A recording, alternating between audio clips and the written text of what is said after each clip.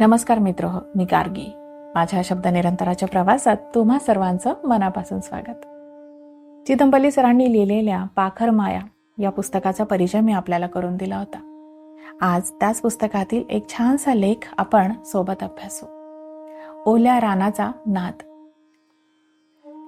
Sir लिहितात, वाई, महाबळेश्वर या घाटाच्या रस्त्याने पावसाळ्याच्या सुरुवातीस जाऊ लागलं की पहिल्यांदा पाचगणीचं दुरून दर्शन होतं. पाचगणी हे गाव सिल्वर ओक वृक्षांच्या राईमध्ये वसलं आहे. विरळ ढगांच्या पडद्याआड सिल्वर ओकची उंचच उंच झाडं दिसू लागतात.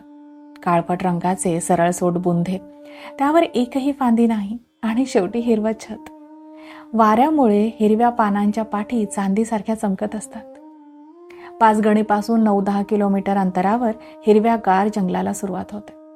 ही जंगलं सदापर्णी वृक्षांची आहेत. पिसा, अंजन, हिरडा व आवळा या झाडांच्या गर्दीत जांभळीची झाडं प्रामुख्याने दिसतात. या वनक्षेत्रातच गुरेघर वन संशोधन केंद्र आहे. हे गुरेघर म्हणजे प्राचीन काळातील गुरुगृह ही सिद्धभूमी आहे. इथे मी पावसाळ्याच्या सुरुवातीला जाईन. नंतरही पावसाळ्यात 8-10 दिवस जावं लागेल. तिथे विविध भूखंडात रोपं लावण्याचं काम चालू असताना त्यांचं निरीक्षण करता येईल. रात्री माझा मुक्काम तिथल्या वनकुटीमध्ये असे. आजूबाजूला घनदाट जांभळीची झाडे, त्यांच्या सावलीत लाल कौलांची वनकुटी उभी आहे. समोर विटा सिमेंटने बांधलेलं एक गोल टेबल. त्या टेबलासमोर वेताच्या खुर्चीवर बसून मी केलेल्या कामाचा आढावा घेई, तर कधी लागवडीविषयी वनकर्मचाऱ्यांना सूचना देई. इथे सकाळी उठून बसलो असता पहिल्या पावसाचा मृदगंध आसमंतात दरवळलेला असे. वर समोर झाडांची घनदाट हिरवी छत दिसत. आभाळाचं दर्शन होतच नसे. मध्येच छतावर पडलेल्या सूर्यप्रकाशामुळे हिरव्या पानांच्या कितीतरी छटा दिसत. पानांवरील पाण्याचे थेंब मोत्यासारखे चमकत. छोट्या रंगीत पाखरांची चांदीच्या घंटीच्या आवाजाची किलबिल चाललेली असे. झाडावरचे जांभळाचे घोस पिकून काळेभोर दिसू लागत. पावशा पक्षी एकमेकांना साद घालताना दुरून ऐकू येई. एकदा इथे बसलो असताना ओढ्याच्या दरडीतून निघालेली घोरपड जंगलाकडे सरसर निघालेली दिसली. मध्येच ती थांबे, मध्येच पुढचे 2 पाय उंच करून उभी राही. इकडे तिकडे पाही, पुन्हा सरसर चालू लागे. ती शांतपणे जमिनीवर पडून होती, काहीतरी पाहत होती, काहीतरी एकाग्रतेने ऐकत होती. डोकं एका बाजूकडून दुसऱ्या बाजूला हलवीत होती. कुणाची तरी तिला साद ऐकू येत होती. कुणाची हे तिलाच माहीत. मध्येच ती आपलं डोकं उंच करी पुन्हा खाली आणि जवळच असलेल्या वारुळातील वाळवींना कल्पना नव्हती की त्यांच्या हालचालींची चाहूल बाहेर कोणाला तरी ऐकू येते आणि काहींचा मृत्यू बाहेर वाट पाहतोय. घोरपडीच्या उघड्या कानांना पंख फुटलेल्या लक्षावधी वाळवींच्या पंखांची सळसळ बाहेर ऐकू येत होती. अनुभवाने व अंतर्ज्ञानाने तिला कळलं की आता आपल्याला मेजवानी मिळणार. आकाश एकाएकी ढगांनी काळवंडलं. पावसाचे काही थेंब झाडांच्या छतावर पडून त्याची साद जंगलभर पसरली. या आवाजाबरोबर पंख फुटलेली वाळवी वारुळातून एखाद्या फवाऱ्याप्रमाणे बाहेर पडू लागली. तशी घोरपड त्यांच्यावर तुटून पडली. परंतु त्यातील कित्येक कीटक तिच्या तडाख्यातून सुटून हवेत आपल्या नाजूक नवीन फुटलेल्या पंखांनी आसमंतात उडू लागले. त्यांचं हे पहिलं आणि शेवटचं उड्डाण होतं. झाडांच्या छतावरून त्यांना आकाशाचं दर्शन झालं तसं त्या गिरक्या घेत धरतीकडे पुन्हा झेपावल्या. काहींचे पंख गळून गेले. त्या जमिनीवर काहीही इजा न होता आदळल्या.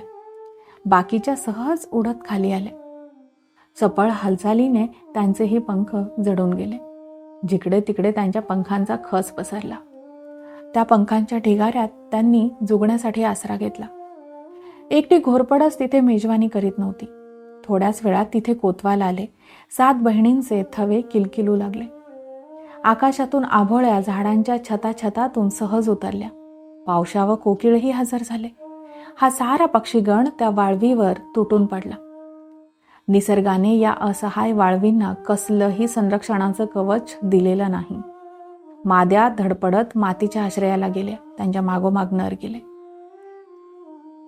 जंगलातल्या वाटेने मी हिंडू लागलो की नेचांचे कोंब जमिनीतून बाहेर येताना दिसत. आरारोटाची हिरवी पानं फुटू लागत. अशा पाऊलवाटांवर रानकोंबड्या, चकोत्री, तितीर आणि लावे यांचे कळप चरताना दिसत.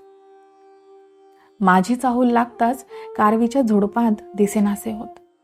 एखाद्या झाडाच्या फांदीवर बसून तितीर उच्च स्वरात ओरडून पावसाचं आगमन सुचवी. महिनाभराने मृदगंध आणि पाखरांच्या गोड गाण्यांच्या आठवणी घेऊन मी पुण्यात परत येई. जुलै महिन्यात तिथे पुन्हा गेलो की तिथे चांगलाच पाऊस झालेला असे.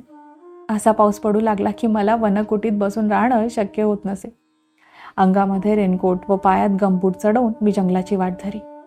अशाच मुसळधार पावसात उंच डोंगरावर चालत जाई. पावसाच्या धारा पहिल्यांदा झाडांच्या छतावर पडत असत. नंतर छतावरचं पाणी हळूहळू जमिनीवर पडत राहतं. उघड्यावरचा मुसळधार पावसाचा मारा आपण सहन करू शकत नाही, परंतु या झोडपण्याचा वेग जंगलात कमी होतो. उंचावर आल्यावर मी आजूबाजूचा निसर्ग पाहत राहायचो. पावसाने सारी वनश्री सुस्नात झालेली असे. समोरचं सृष्टी सौंदर्य क्षणोक्षणी बदलायचं. या क्षणी दिसलेलं दृश्य पुढच्या क्षणी बदलायचंच. कधी ढगाळ वातावरणाने तिथल्या हिरव्यागार जंगलावर झाकोळ पसरे. वाटे प्रचंड शिळांचा एखादा समूह हलतोय, परंतु तो आभाळी वातावरणाचा दृश्य परिणाम असे. मध्येच वाऱ्या वादळाचा प्रचंड झोत येई. झाडांची छतं त्या वाऱ्यावर वेडीवाकडी डोलायची. स्फटिकाप्रमाणे दिसणाऱ्या वाहणाऱ्या निर्झर व जलप्रपात यांचा निनाद ऐकू यायचा. असं दिवसभर पावसात न्हावून निघाल्यावर सायंकाळी मी वनकुटीत परत येई आणि पेटलेल्या आगोटीच्या नारंगी प्रकाशात उभेला बसून राही. ओले कपडे बदलून अंगात पायजमा व अंगरखा घातल्यावर पावसाचं ओझं काढून टाकल्यासारखं वाटे. नंतर मग एक घोट चहाचा आस्वाद घेण्यात मोठा आनंद असे. वनकुटीच्या खिडक्या दरवाजांना बारीक छिद्रांची जाळी लावल्यामुळे मच्छर, कृमी कीटक किंवा साप किरडूंना प्रवेश नसे, परंतु त्याचवेळी बाहेरचा काळाकुट्ट अंधार पाहता येई. त्या अंधारात पडत असलेल्या पावसाच्या सरींचा प्रकाश दिसे. जवळच असलेल्या देवदार वृक्षांच्या राईतून वाऱ्याचा सू सू असा आवाज येई. वाटे मी समुद्र किनाऱ्यावरील एखाद्या निवासस्थानात राहतोय. झाडांवर बसलेल्या असंख्य काजव्यांच्या प्रकाशामुळे त्या झाडांना अंधारात देखील आकार येई. बेडकांचा डराव आवाज ऐकू येई. रात्रभर कौलांवर पाऊस वाजत असे. अहोरात्र अशा तऱ्हेने संततधार पडणाऱ्या पावसाला एक प्रकारचा नाद असतो. जेवणानंतर अंगाभोवती ब्लँकेट लपेटून मी पलंगावर टेकून पावसाचा तो नाद ऐकत खिडकी बाहेर पाहत असे. क्षमादानीवरच्या दिव्याची वात कमी करी, यामुळे खोलीत उजळ अंधार तर बाहेर दाट काळोख. मधूनच ढगांचा गडगडाट आणि विजेचा कानठळ्या बसविणारा आवाज येई. क्षणिक प्रकाशात सारं जंगल उजळून निघे. अशा आनंद घन समयाला दुःखाची किनार का असावी? मी ग्रेसची कविता मनातल्या मनात गुणगुणत झोपी जाण्याचा प्रयत्न करीत असे. त्या कवितेच्या ओळी: पाऊस कधीचा पडतो, झाडांची हलती पाने. पाऊस कधीचा पडतो, झाडांची हलती पाने. हलकेच जाग मजा आली, दुःखांची मंदसुराने. मध्यरात्रीनंतर शुक्ल पक्षातील चंद्राचा प्रकाश ढगांआडून पाझरत साऱ्या जंगलभर पसरे, तेव्हा ही वनसृष्टी मोठी गूढरम्य दिसत असे. अशा वेळी पावशी पक्षी एकमेकांना साथ घालीत गात असत. मधूनच रातवा पक्षाचाही आवाज येई. मध्येच वाद्याची तार छेडावी तसा घुबडाचा घुतकार ऐकू येई. पुन्हा विलक्षण शांतता. अशाच एका रात्रीनंतर पाखरांच्या गोड किलबिलाटाने मला जाग आली. बाहेर उजाडलं होतं. आदल्या दिवशी खूप पाऊस पडला होता. वादळाने उन्मळून पडलेलं एक झाड ओढ्याच्या प्रवाहाबरोबर वाहत जाऊन अरुंद पात्रामध्ये आडवं अडकून बसलं होतं. पाऊस थांबल्यानंतर ओढ्या काठाने भटकताना मोठा आनंद होतो. मी त्या झाडाच्या मध्यभागी खोडावर बसून आजूबाजूला वर खाली पाहू लागलो. काठावर वाढलेले पाचू रंगाचे नेचे हवेमध्ये डुलत होते. पाण्याचे तुषार त्यावर पडले की ते हिरकणीसारखे चमकत. दगडांवर, शिळांवर हिरवगार शेवाळ धरलं होतं. दाढी वाढावी तसं वृक्षांतून शेवाळ लोंबत होतं. विणीच्या ओढीने मासे पाण्याच्या प्रवाहाच्या विरुद्ध दिशेने उड्या घेत जाताना त्यांच्या चांदीसारख्या पाठी चमकत होत्या. दगडाच्या आडोशाने बीळ करून राहत असलेले खेकडे तिरप्या चालीने पाण्यातून इकडून तिकडे जाताना दिसत होते. या जंगलात आढळून येणारे खेकडे फार मोठ्या आकाराचे होते. एक खेकडी प्रवाहात आपली पिलं सोडताना दिसली. तिच्या पोटाखाली हजारावर ढेकणांच्या आकाराची छोटी छोटी पिलं असावीत. प्रवाहाच्या मध्यभागी येऊन ती हळूहळू त्यांना नितळ पाण्यात सोडित होती. पिलं प्रवाहाबरोबर वाहत जाताना स्वच्छ व निर्मळ दिसत होती. त्यांना असं निराधार करून पाण्यात सोडून दिल्यावर ती कशी जगत असतील, काय खात असतील, कशी वाढत असतील, शत्रूपासून आपला बचाव कसा करून घेत असतील, याविषयी फारशी माहिती उपलब्ध असलेली माझ्या पाहण्यात नाही. यानंतर केवळ 3 महिन्यांत त्यांची वाढ पूर्ण झालेली मात्र मी पाहिलेली आहे. जंगलातील बेडकांच्या विणीची तऱ्हा वेगळी असते. अंडी घालण्याची वेळ जवळ येताच बेडकी नराला आपल्या पाठीवर घेते. दोघे मिळून ओढ्यावर ओणावलेल्या झाडाच्या फांदीवर जातात. उभयता आपल्या पायांनी पानं धरून गुंडाळतात. मादी त्यामध्ये अंडी घालते. त्यात नर बीज सोडतो. परिणामी सुमारे 100 अंड्यातून अर्भक निर्माण होतात. प्रथम अवस्थेत त्या पानांभोवती साबणाच्या फेसासारखं आवरण असतं. या फेसामुळेच पानांची टोकं एकत्र चिकटली जातात. मग ही बेडूक नर मादी घरटं सोडून निघून जातात. अंडी विकसित झाल्यावर अर्भक पानं फाडून खालच्या वाहत्या पाण्यात पडतात आणि प्रवाहाबरोबर वाहत जातात. वन्यजीव जन्माला येताना फार क्वचित दिसतात. कधी कधी ओढ्या काठाने भटकत असता त्यांच्या जन्माचे रहस्य सहज दृष्टीला पडतात. इथं बसल्यावर बेडकांची पिलं पाण्यात उड्या घेताना दिसत होती. इथं झाडाच्या खोडावर बसून मी वृक्षांच्या छताकडे पाहत होतो. जमिनीवरून वाहणाऱ्या पाण्यात आभाळातून पडलेला एखाद दुसरा थेंब विलीन होताना दिसे. वेली सर्पासारखे वेढे घेत वृक्षावर चढलेल्या होत्या. नुकत्याच दिसू लागलेल्या सूर्यप्रकाशात कोळ्यांची जाळी चांदीच्या तारांसारखी चमकत होती. अतिशय विलक्षण असं दृश्य होतं ते. श्रावण महिन्यात जिकडे तिकडे हिरवगार दिसे. पाऊस कमी झालेला, मधूनच पावसाच्या सरी येत. या दिवसात अवर्णनीय सृष्टी सौंदर्याचं दर्शन होतं. जंगलातील झाडं वाढताना दिसतात.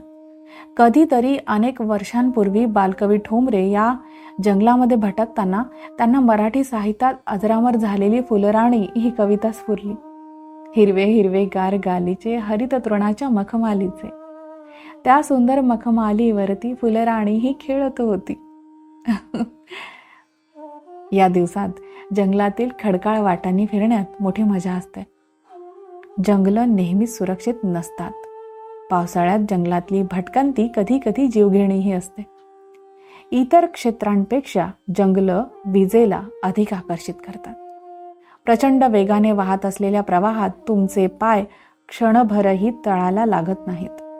निसरड्या पात्रातून घसरलात तर तुम्ही सरळ वाहत जाल. विषारी फुरशी झाडांच्या छतावरून उड्या घेत असतात. आताही वाटेने जाताना रस्त्यावरच पट्टेरी मण्यार वेटोळ घालून बसली होती. एखाद्या बचनागाच्या फुलासारखी ती सुंदर दिसत होती. अंदाजे 3 फूट लांबीची.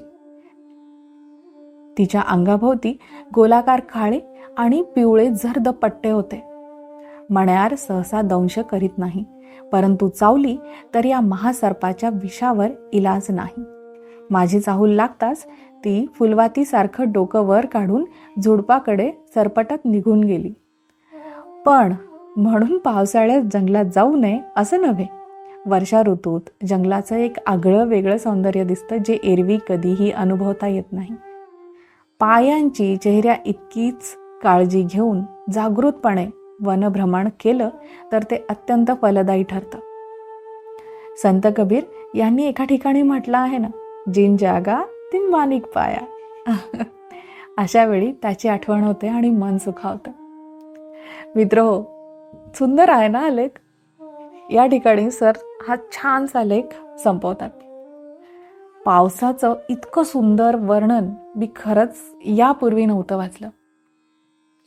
चितमपल्ली सरांनी अनुभवलेला हा पाऊस त्यांच्या शब्दांमधून अनुभवताना असं वाटतं की तो अनुभव आपण अनुभवतो आहोत. हा जो पाऊस आहे ना, तो माझा सगळ्यात आवडता.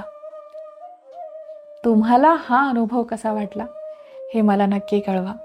आता मी थांबते. आपण लवकर भेटू एखाद्या छानशा लेखासह किंवा एखाद्या छानशा पुस्तकासह. तोपर्यंत आजच्या या लेखावर चिंतन करा आणि भरपूर वाचन करा. धन्यवाद.